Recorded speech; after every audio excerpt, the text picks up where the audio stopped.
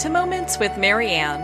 I'm so delighted we're spending this time here today. We have a very inspiring show coming right up with two very special guests. Our guests today are Catherine Weissenberg and Jocelyn Montanaro, and they're here to share with us their new book, Beyond Ever After, a heart-to-heart journey through death and the afterlife. Now, for several decades, Catherine has been sharing her unique ability to communicate and dialogue with God, the deceased, and coma patients. To retain a lasting record of these communications, Catherine writes the conversations in longhand as they occur, calling them writings. Jocelyn has a bachelor's degree in international studies and a law degree. She was a lawyer working with divorcing couples, criminal defendants, and in general litigation. With some surprise and apprehension, as a selected messenger, she welcomes the reader into the story of her life just before and after Kevin's death. So let's welcome to the show Catherine Weissenberg and Jocelyn Montanaro. Happy to be here. Thank you for having us. You know, what an honor it is to have the both of you here and to talk about your new book, Beyond Ever After. I mean, I have to ask you, what inspired you to write this book at this time?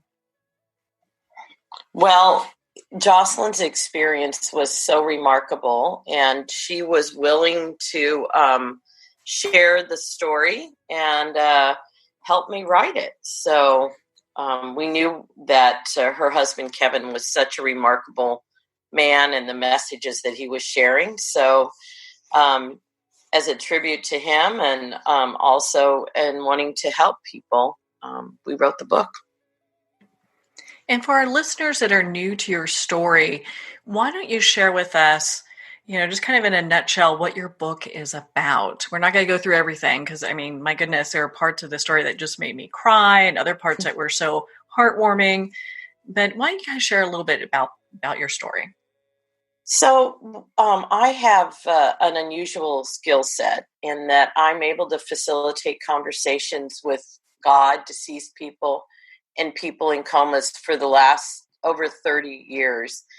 And Jocelyn's husband was following a brain surgery for brain cancer, went into a coma for 26 days. And Jocelyn, skeptic, not believer, sister just kept encouraging her to please just try having, I call them writings, only because I write down the conversations as they're occurring. And so she decided to do that reluctantly. And her husband, she can tell you a little bit more, but he thought he was dreaming.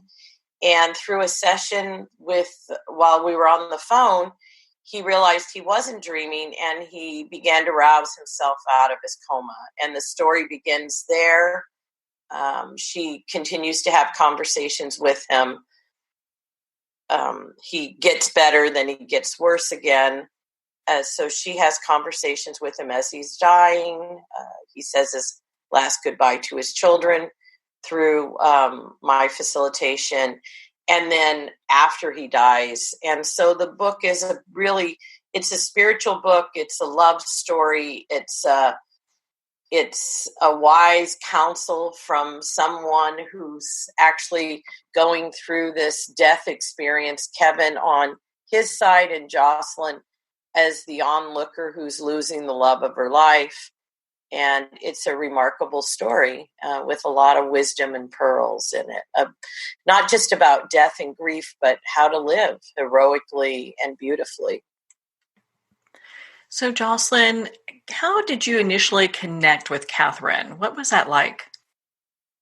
Well, Catherine was a friend of my sister Vicky's, and she had many writings, as Catherine shared with you. They're called over the years, where she'd gotten great insight and comfort. And when my husband was in a coma, she kept saying, why don't you do a session with Catherine? And I really didn't want to do it. If there was a God, I was pretty mad at him. I'd been praying like crazy, even though I wasn't religious, because that's what people do in those circumstances. And my husband was just getting sicker and sicker. And so I wasn't really interested. And Catherine is also a prayer chaplain. And she said, well, she can just pray with you. And I said, well, I really don't want to do that.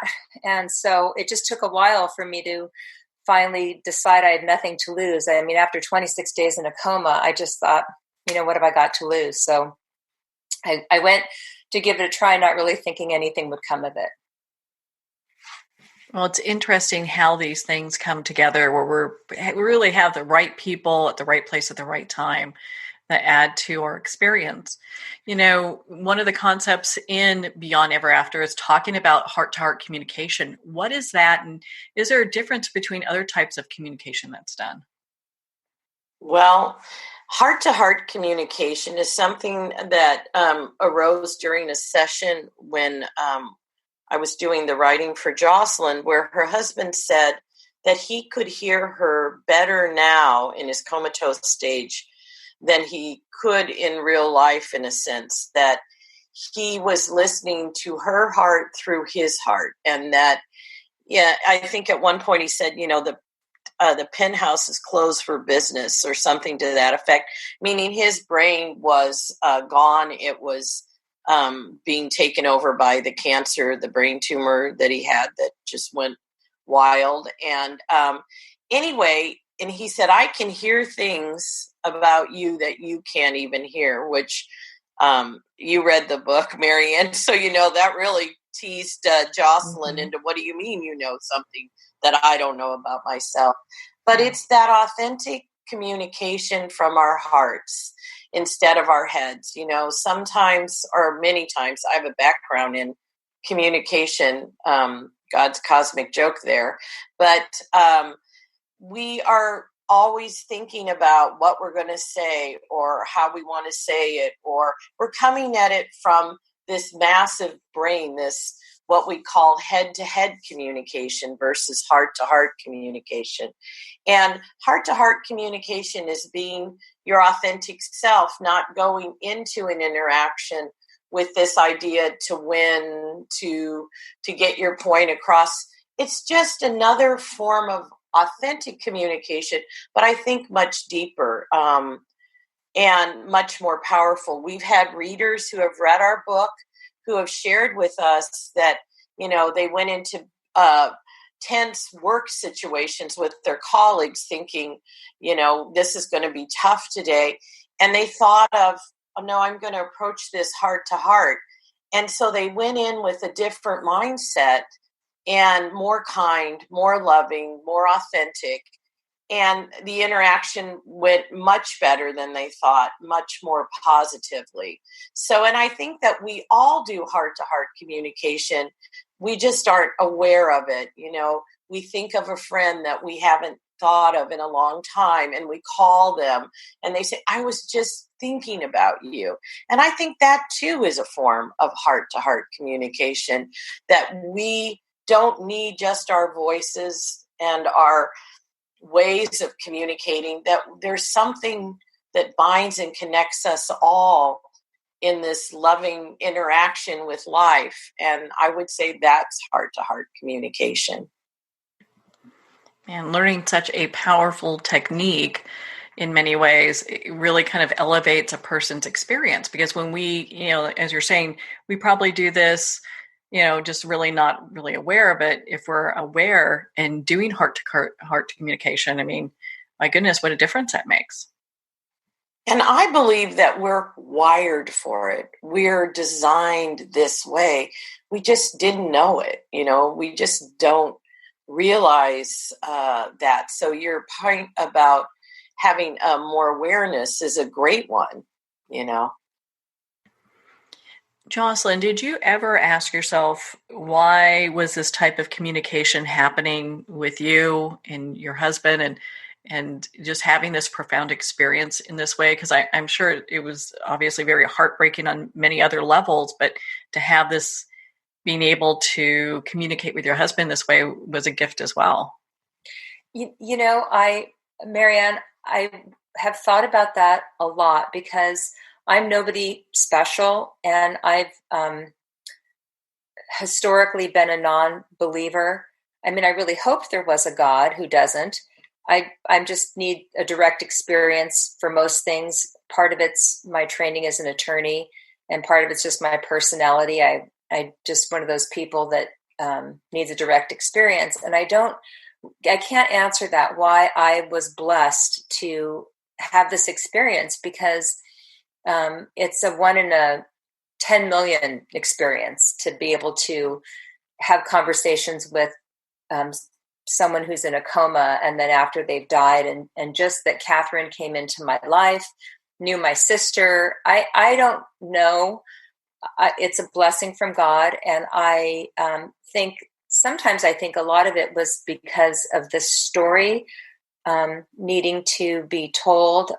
As Catherine shared, people who read the book, it affects them profoundly and in always in a positive way. And if my husband's death has some benefit to other people, then it feels like it's less of a tragedy, because he's still helping other people even though he's gone. Did these communications help you as he was going through that hospice process? Oh, yes. When somebody's in a coma, they're just like a blank wall, and you don't know what is happening in their head, if they know what's going on, anything. And to be able to communicate with him then, and then also the book has 6 complete writings in it. And the first one is when he was in a coma. Then the second one, as you know, he was back in a coma. And then there's one at hospice and some other ones after death. And he was so grounded in his faith and not worried about where he was going. And he kept telling me that I'm not being punished, even though, of course, it felt like that to me, because, Marsha, it's all about me. And that his death isn't a failure, and that the arms of God and him are so embracive and expansive that I will always be held in love, and even when he was long gone. And so through this all, even though he's gone, I know he's not really gone. Yeah. I mean, what I took away from your book is really when we have, loved ones and people we care about that are in comas, there's still a lot of communication that's happening. There's a lot that's being heard, and there's a lot that's being said too. Absolutely. And, I've done hundreds and hundreds of sessions, and, that this idea of our consciousness being just in the here and now is a very limited, and based on my interactions with people, incorrect, small-minded one, because they can hear. A lot of times I have people that I'm connected with whose loved ones have already died. And in a lot of those sessions, they say to their loved ones some of the strangest things that they themselves were saying as the person was dying. And then they know not only that the person heard that, but they heard everything. So I would really encourage people to always talk and always connect. Although Kevin reported he didn't seem to be able to hear Jocelyn that well when he was in the coma. But yes, I had a woman who had a writing in her. She spoke to her grandmother, and she said, the first thing she said was, it was just like crossing the street. Thank you for taking my hand. And of course, people cry during these sessions, and I'm not surprised by that. But she said as her grandmother was dying, and, a lot of people, it's a lengthy process, are arduous.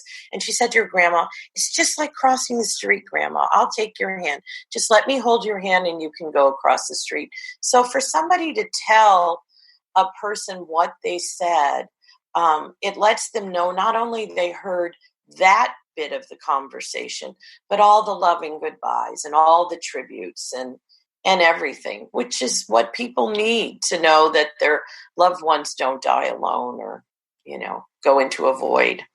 Yeah, that's so important. My goodness, because we all will come to that, that threshold someday. What that looks like can be very different for everybody.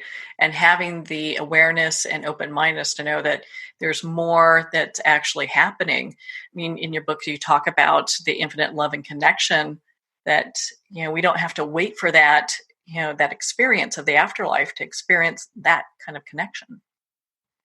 Absolutely. And also in the book, we share one of the writings that I did at hospice for Jocelyn and her family. And it was really Kevin's final goodbye to his children. He told them about his credo for life and all these things. And I asked Jocelyn, did you know this and that? And she said, no, I mean, I knew kind of it, but I didn't know the details that he went into. And I think that, yeah, why wait to say goodbye? We all think we have all this time, but at the end, and we all, it sounds trite when we hear this, love and the people we love are all that matters at the end. So yeah, it's about being that love, telling people what you feel about them and in detail, not just, oh, I love you. Some of us feel awkward having those conversations, but it's really about sharing. If you can't, you're not very, you get embarrassed, send someone a card. And I appreciate that you did this and that, and that you love me in this way. And I recognize this about you. And so in that way, yeah. And all those connections, we know, like all our relationships, as we give life and animation to those and share with the other person, they just become more vibrant and alive, and that connection deepens. So that's the human person-to-person connection, but there's also this connection to divine love and kindness and other people. And, it would be a different world, and it is a different experience for us on a daily basis, the more we can live like that with each other and with those we love. Yeah, isn't that the truth? We really would then take each day and really appreciate every moment that we have, and the relationships that we do have, instead of just be like, oh, I'll get to this later, I'll make amends on that later. I mean, if we look at things a little bit more from a love standpoint, I think it changes everything. Yeah. Yes, definitely. Jocelyn, you mentioned a little bit ago that, I wouldn't say skeptic, but you really had to have experiences happen to you in order for there to be a belief about it. And I get it, because I was very much the same way. I've had my own experiences that have led me to my own certain beliefs. How do you think that this has impacted your beliefs in general? And how do you feel about the afterlife and God now? Well, of course, completely different than I did before. You can't possibly have this experience and not have your world axis shifted. In terms of my practical life, it's changed me profoundly because, one, the main thing is I don't fear death, and that is huge. I think most people, everyone fears it because it's an unknown. Even if they have faith, it's an unknown. And I'm not afraid of it. I mean, I certainly hope I live a long life and get to see my grandchildren grow up, and that it doesn't hurt when I get there. But I know when it happens, it's just a transition and it's not the end. And also, I don't sweat the small stuff like I did before. And even a lot of big stuff, I don't sweat that. And I know that I'm okay. And that even with all the little ups and downs that happen with myself or my children or interactions in daily life, that everything is okay. And I feel okay about myself in a way that I didn't before, and that I know that I wouldn't have had I not had this experience. And knowing too that Kevin and other people that I know I've loved to have gone before me are still around and still very much a part of everything also gives me great comfort, because there are times when I do feel really alone without him. And then then he sends me a sign, and I know that he's still right there. For example, I there's some music we liked a lot, like Brown Eyed Girl from Van Morrison. I always use that example because that was the song that Kevin always said reminded him of me because I have brown hair and brown eyes. And when I'm driving in the car and I just all of a sudden I'll think of him, the next song that'll come on my playlist is Brown Eyed Girl, even though I have, 300 songs on my playlist, that one will come up next. And just things like that let me know that he's still very much around. It really gives me great comfort. Well, and it shows up in such personal ways that when it happens to me, it makes me pause and look around and go, wow, everything is so much bigger than what is happening right linearly in front of me. And to live life kind of with that mindset is different for me, especially for me, to just know that there's so much more. And it makes me also infinitely more grateful for all the little blessings that I still have and that I often took for granted. So, Catherine, and this is probably a question you don't get too often, but as somebody who has a level of giftedness that you do, was there something that you took away from this experience that impacted you, profoundly? The experience with Jocelyn and Kevin. Yes. Well, we tend to be in relationships in our life with kind of like-minded people. And Jocelyn and I are very similar in that we're both really smart and we have wicked senses of humor. And I'm not just attaboying myself here, but, Jocelyn really did not believe. She really believed that God had singled out Kevin to kill him. I mean, that's how adamant she was, that he could take anybody, but he was taking him. And she was so angry, and rightfully so. She was devastated. And so to have that front row seat, because as you say, I hold it in a much bigger container, and I've never seen someone so, I use the example, won a fist fight, St. Peter, she was so just mad. Yeah. Mad. That's a gracious kind of way to say it. And so to see this transforming love, to see this woman who I knew and saw in the beginning to the woman to watch this metamorphosis, and her husband in all the writings has never been concerned about himself. Kevin, her husband, he's always been concerned about Jocelyn and her anger and her grief and her healing and her going on with her life. And to see that kind of attention, we know that couples do that, they love the other person and they sacrifice for the other person. But to see how that really was his goal and how he wasn't missing his life. You read the book. There's this whole God portion about new life that's beautiful. And so he's living it. And we've done several of these writings, I think maybe over 50. So it's this, never have I lived with someone and had such a relationship through my work over all these incarnations of the loss, the post-loss, the ongoing, to see her transformation and to see how much he loves her. And also, I have to say, this is his ability to love her from beyond.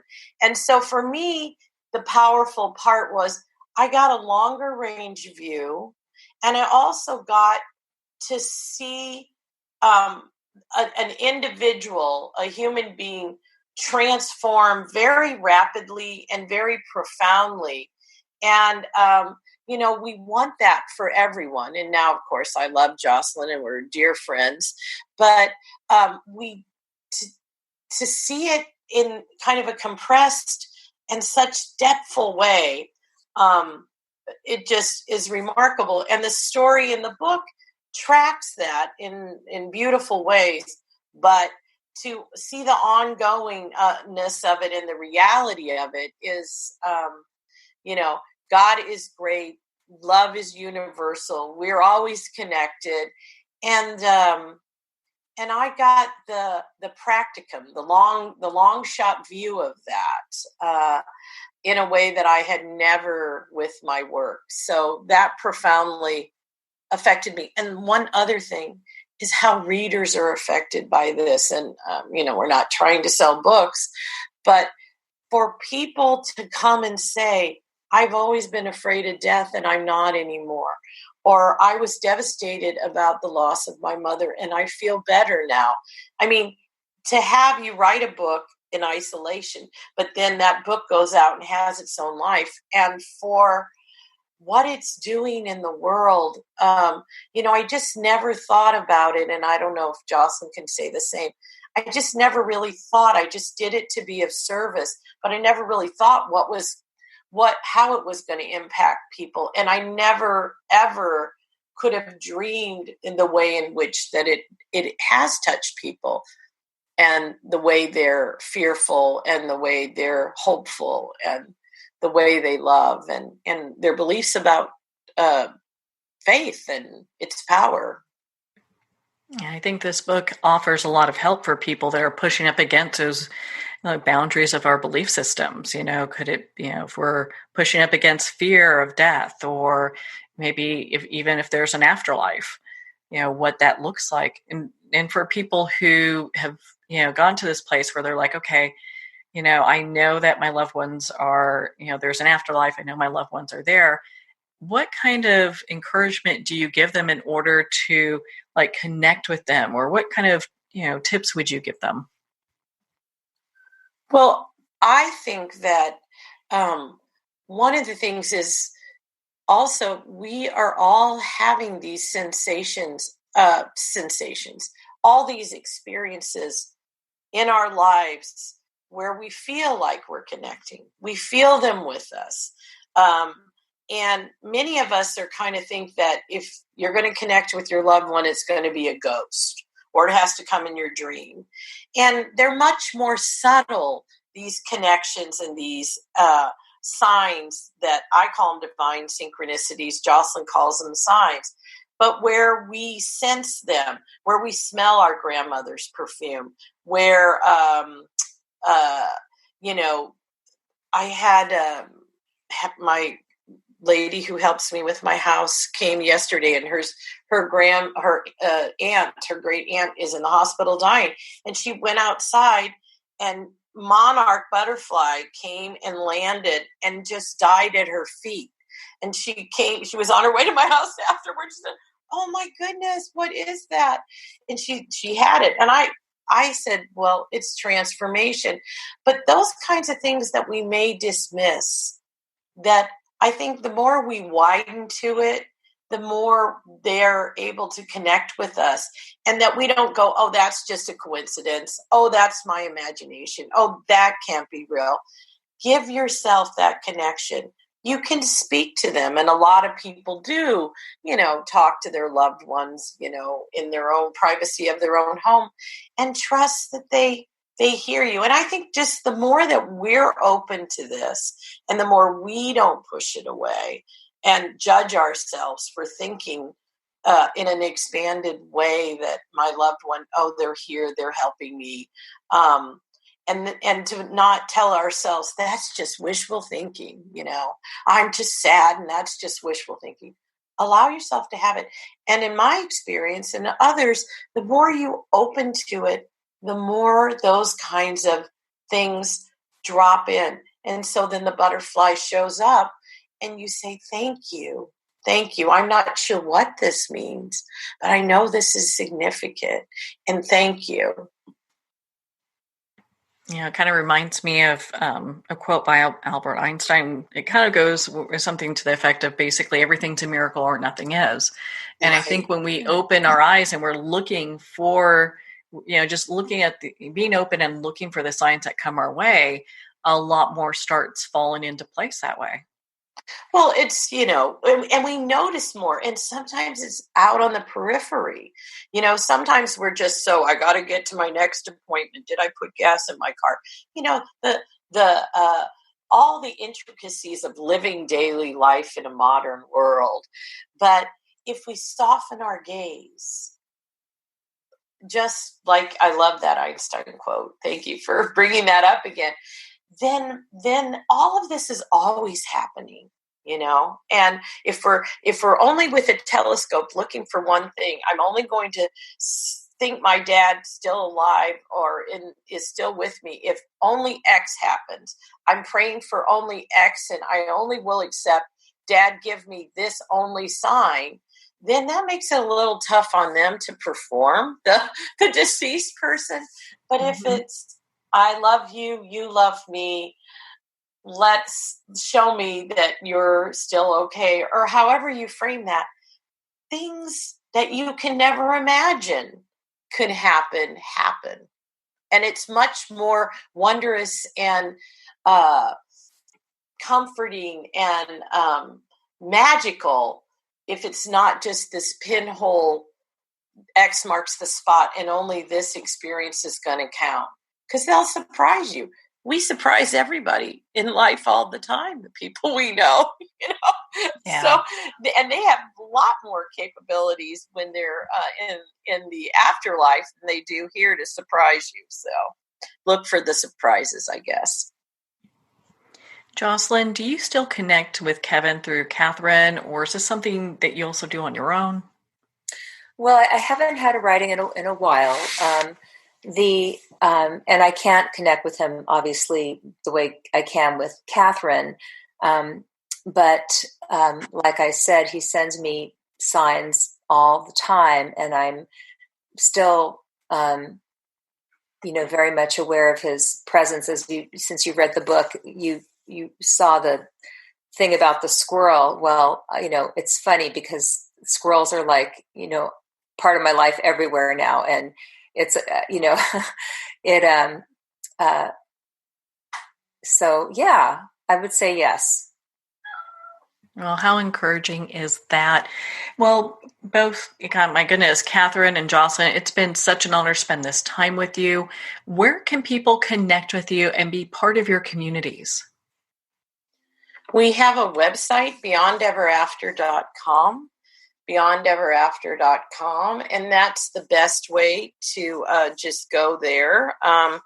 We also have the ability, because so many people are moved to share their own stories, and we find that a lot of people are having these experiences and they've never talked to other people about them. And some of them are the most intimate and wondrous experiences. So we have a share your story opportunity on our website. So beyondeverafter.com. And then, of course, Beyond Ever After, a heart-to-heart journey through death and the afterlife. You can get that on, readers can get that on Amazon. So it's just amazing when given an opportunity to say, oh my gosh, I heard you talk, and I always dismissed these things. And now I realize that it was, a sign or divine synchronicity, as Catherine would say. And so it's really wonderful for us to read other people's experiences that are similar to what I've had. But yes, we're just happy to be of service to people. And, one of my goals is in writing the book was to help this not be such a taboo topic for people to be able to talk about it with their family members, and because it brings great peace and comfort and friends. So to open up this as a normal dialogue, because we're all having these experiences. So not exactly like what's in the book. No, I understand that. I mean, it's a profound experience. Beyond Ever After is a great book to read. Catherine and Jocelyn, thank you so much for taking the time to be on the show with us here today. Well, thanks for having us. Thanks for having us. Well, thank you both. It was such an honor to spend this time together, and of course to talk about your new book, Beyond Ever After. Beyond Ever After is available at Amazon, Barnes & Noble, and select indie retailers. Well, we're at the end of our time today. I would like to thank everyone for tuning in. You're listening to Moments with Marianne. And remember, make every moment count.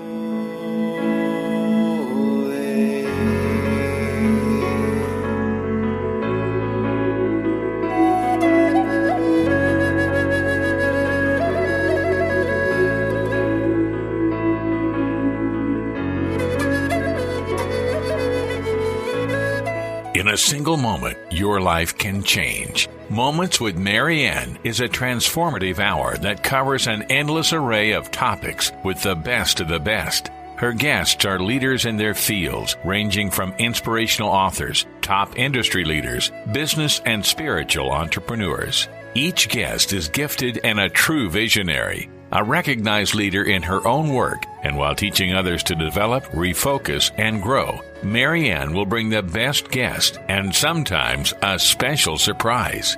Don't miss this. You never know just what moment will change your life forever. Moments with Marianne airs every Friday and Saturday at 5 p.m. Pacific and 8 p.m. Eastern Time. Make sure to tune in and visit momentswithmarianne.com for more information.